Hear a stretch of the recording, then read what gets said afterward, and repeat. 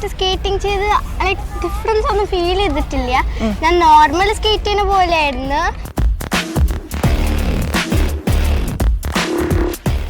Skating ഞാൻ പഠിച്ചിട്ടില്ല, പക്ഷേ വളരെ ചുരുങ്ങിയ കാലം കൊണ്ട് സ്കേറ്റ് ബോർഡിൽ പറക്കുന്ന ഒരു കൊച്ചു മിടുക്കിയുണ്ട് എൻ്റെ കൂടെ. 10 വയസ്സുകാരി അൻവിത.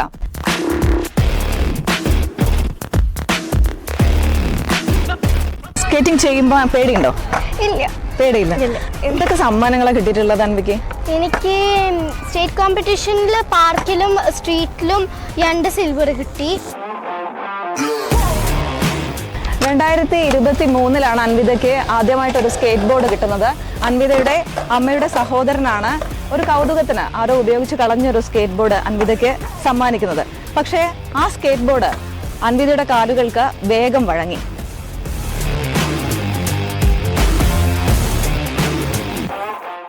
ഈ ഓണത്തിന് പട്ടുപാവാട എടുത്ത് അൻവി ഒരു സ്കേറ്റിംഗ് ചെയ്തിരുന്നു.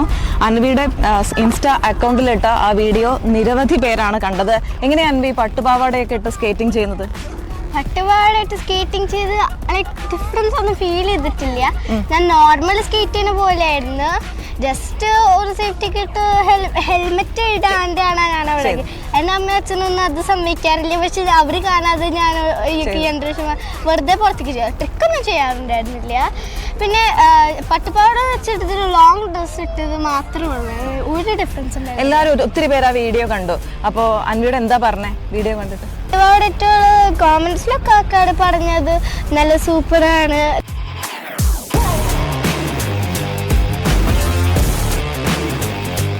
അത് ഇവിടെ DPSൽ AOS സ്പോർട്സ് ക്ലബ്ബ് ഉണ്ട്.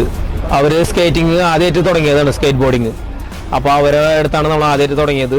മോള് അവരെ അടുത്താണ് ആദ്യമായിട്ട് സ്റ്റാർട്ട് ചെയ്തത്. 2 മാസം ഉണ്ടായിരുന്നു അവരുടെ അടുത്ത്. അത് കഴിഞ്ഞപ്പോൾ കോച്ച് പോയപ്പോൾ നമ്മൾ അവിടെ നിർത്തി. പിന്നെ വന്ന് നമ്മളിവിടെ പ്രാക്ടീസ് ചെയ്യുമ്പോൾ നബീൽ എന്ന് പറഞ്ഞിട്ട് ഒരു ഇന്ത്യൻ കോച്ച് ഉണ്ടായിരുന്നു ഇവിടെ. അപ്പോൾ ആ ഇന്ത്യൻ കോച്ചിൻ്റെ കീഴിൽ അറൗണ്ട് 5 മന്ത് ട്രെയിനിങ് ചെയ്തു.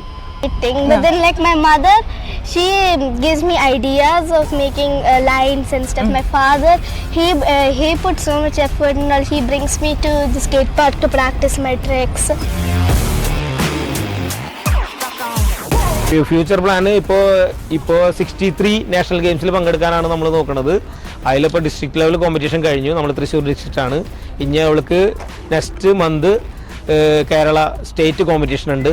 ഈ കോമ്പറ്റീഷനിൽ വിന്നായിട്ടുണ്ടെങ്കിൽ അവൾക്ക് വിശാഖപട്ടണത്ത് നടക്കണ ഡിസംബറിൽ നടക്കണ 63 നാഷണൽ സ്കേറ്റ് ബോർഡിംഗ് ചാമ്പ്യൻഷിപ്പിൽ പങ്കെടുക്കാൻ പറ്റും. നമ്മളിപ്പോൾ അവൾക്ക് കോച്ചിങ് ഇപ്പോൾ കഴിഞ്ഞ ഒക്ടോബറിൽ നമ്മൾ നിർത്തിയാണ് കോച്ചിങ്. അപ്പോൾ ഫർദറായിട്ടുള്ളൊരു കോച്ചിങ് അവൾക്ക് നെക്സ്റ്റ് ഇയറിൽ നമുക്ക് പ്രൊവൈഡ് ചെയ്യണമെന്നുണ്ട്. ഔട്ട് സൈഡിൽ നിന്ന് ഒരു കോച്ചിനെ കൊണ്ടുവരണമെന്ന് ആഗ്രഹമുണ്ട്. അപ്പോൾ അതിനായിട്ടൊരു സ്പോൺസർഷിപ്പൊക്കെ നമ്മൾ നോക്കുന്നുണ്ട്. ഇനി എന്താ മോളുടെ ഒരു എയിം? ഇനി എനിക്ക് വേൾഡ് സ്കേറ്റിലും ഒളിമ്പിക്സിലൊക്കെ പോകാനാണ്. ഒളിമ്പിക്സിലൊക്കെ പോകണം.